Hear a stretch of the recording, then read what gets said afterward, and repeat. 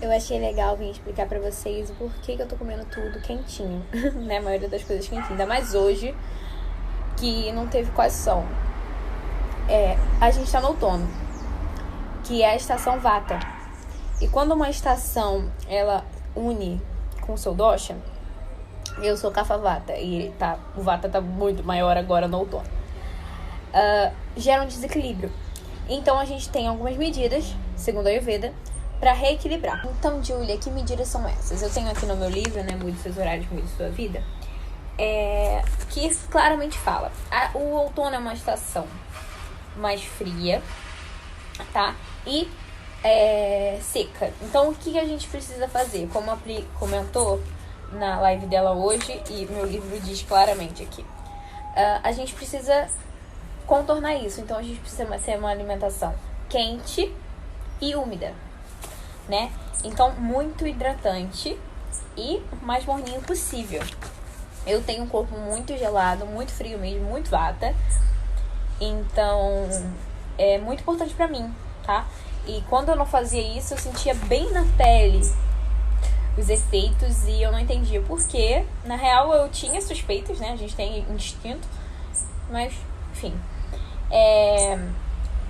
Né? O que acontece com o sono?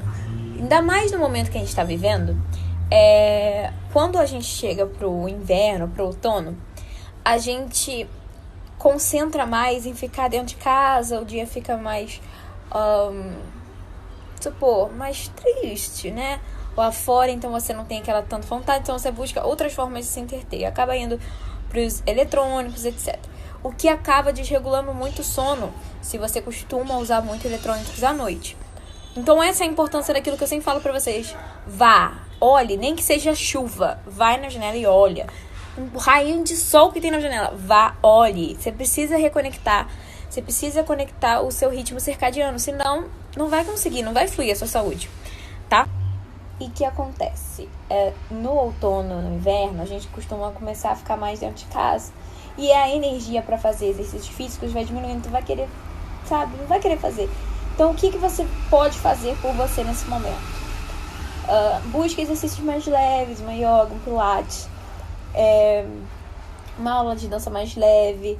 Não fique parado, seu corpo não funciona parado, tá? Então, eu preciso suar mais, então eu faço, por exemplo, hoje eu quis fazer uma yoga, mas aí depois eu dancei porque eu precisava suar, porque eu retenho muito líquido. Então, ache alguma forma de você contornar, porque seu corpo precisa de movimento pra viver. Então, você precisa fazer exercício físico, mas você tem que entender o que a estação tá fazendo com você e como você pode contornar isso, tá? Então, vamos pra alimentação, que é o principal, né, o foco desse assunto hoje. Quando você entra no outono, no inverno, a gente tem uma tendência a comer mais pelo emocional. A gente tem 9 tipos de fome e a fome emocional vai cair muito nisso, né? Então a gente tem que focar mais no comer intuitivo, no mindful eating, para entender se a gente tá com vontade daquilo ou se é fome emocional. E outra coisa é que a gente tem que evitar a desidratação o máximo possível. O que eu posso fazer? Aqui no livro diz muito bem. É bom evitar alimentos que secam o organismo, como assados, pães, petiscos secos, como pipoca e bolachas salgadas. Evite alimentos frios, como iogurte, flocos de milho no café da manhã ou legumes crus. Pense em termos de alimentos que esquentam, principalmente no café da manhã. No meio do outono, sua alimentação deve incluir. E aí eu vou trabalhar aqui com vocês sobre isso. Então vamos lá, o lance é você adaptar essas coisas que eu vou falar aqui à sua alimentação. Ou seja, coisas boas, raízes, né?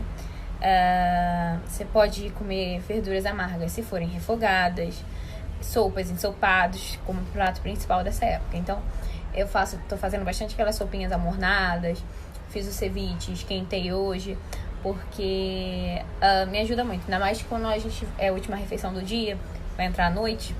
Se você come carne, as carnes, tá, mas isso aí eu nunca indico pra ninguém, mas aqui no livro está dizendo, tá, menos laticínios, né, isso aí pra mim é a vida toda.